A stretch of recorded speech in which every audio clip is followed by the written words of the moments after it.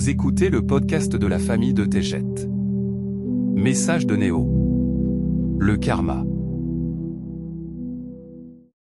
Amis bien-aimés, beaucoup se posent des questions sur ce que vous appelez le karma. Nous avons souvent mentionné l'équilibre énergétique au sein de chaque ensemble de variables en action. Approfondissons le sujet, alors que vous vous interrogez sur votre rêve éveillé actuel, ainsi que sur l'akashique. Il existe de nombreuses religions, doctrines et cultures, que chaque âme choisit d'expérimenter et de comprendre, au cours de ses multiples incarnations. En ces moments, abandonnez les enseignements fondés sur la peur, et vous comprendrez la simplicité et le but du karma. L'univers est régi par des lois qui s'appliquent à tous les êtres. Vous avez entendu les expressions « on récolte ce que l'on sème » et la loi de Newton qui stipule que « toute action entraîne une réaction égale et opposée ». Il y a aussi « faites pour les autres ce que vous voudriez qu'ils fassent pour vous », puis « qui sème le vent récolte la tempête ». Toutes ces affirmations expriment la même vérité dans des termes différents. Lorsque vous faites du mal à autrui par vos actes ou vos paroles, vous vous faites du mal à vous-même. Vous partagez un champ quantique énergétique, qui s'étend à toute vie. Ce champ ne porte aucun jugement, contrairement aux lois humaines qui ne connaissent que le jugement. Ce champ infini de conscience divine réagit et interagit avec l'interface de votre être. Dieu ne prend pas parti. Les actions que vous choisissez dans chaque vie, n'affectent que cette vie particulière. Lorsque le corps meurt, les actions se dissolvent avec l'identité. L'âme est parfaite et les choix disponibles sont de retourner à l'origine, de demeurer dans le monde non physique pendant une période prolongée, de rencontrer des guides, et de réconforter la famille. Ou encore, l'âme peut choisir de s'incarner à nouveau, pour acquérir de l'expérience et comprendre la vie sous un angle différent. Elle renaît avec une énergie neuve. Elle possède le don de la liberté de choix, et peut faire de meilleurs choix ou répéter les mêmes actions négatives. Dans chaque vie, l'énergie émise est l'énergie dans laquelle elle vit. Cette énergie crée le champ de vie autour du corps, et attire en retour l'énergie correspondante. Comme un boomerang. Ainsi, sans jugement, chaque personne crée une grande partie des calamités qu'elle subit, en projetant du mal sur autrui.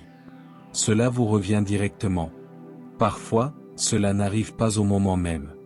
Il peut y avoir des moments où une personne croit que rien ne se produira. Mais cela se produira dans un autre scénario, avec une autre personne. Le traître sera trahi. Le menteur sera trompé par un autre. Les variables des histoires peuvent être très différentes, mais le résultat sera le même. Il existe également des âmes qui choisissent une voie, une fois incarnées, elles acquièrent une nouvelle fausse identité, mais choisissent encore et encore les ténèbres. Ceci relève de la liberté de choix. Elles peuvent aller en prison, ou être tuées. Elles peuvent développer un esprit psychopathique dans leur vie individuelle, et revenir avec l'intention de comprendre la voie obscure qu'elles ont empruntée, depuis un niveau supérieur, mais elles retombent dans le même scénario simplement en choisissant de s'aventurer dans ce domaine. Tant qu'une identité n'est pas en harmonie avec l'âme parfaite, elle répète souvent les mêmes comportements, sans savoir qu'elles l'ont déjà fait au cours d'autres vies. Lorsque l'on vit un rêve éveillé, il existe des choix et des options, auxquels on peut se tourner pour recevoir de l'aide et de l'assistance, même sous la forme d'une lueur d'espoir. Une fois que la décision est prise de demeurer dans l'obscurité, cela est permis en tant que liberté de choix. Dans ce dernier rêve éveillé, des questions se posent au sujet de ceux qui choisissent les ténèbres, et refusent la lumière. C'est un choix difficile à imaginer. Une aide sera apportée à tous, alors que le grand changement recouvre la planète de lumière. Il y aura un petit nombre de personnes qui choisiront les ténèbres. Elles seront également assistées. Nous n'arrêterons pas tant que l'appel absolu des ténèbres ne nous poussera à partir. La terre s'assombrira, mais ne mourra pas complètement. La nouvelle terre à Chine sera parfaite et magnifique. La terre laissée derrière sera transformée au cours d'une longue période de restauration, mais beaucoup sera perdu. Sachez pleinement que la lumière crée à l'infini, et que le rassemblement de la lumière reconstituera la terre. Dans ces derniers instants, Encouragez tous les êtres à aimer et à pardonner. Sachez que seul le bien est devant vous. Devenez ce que vous désirez, et sachez que vous le créez dès maintenant.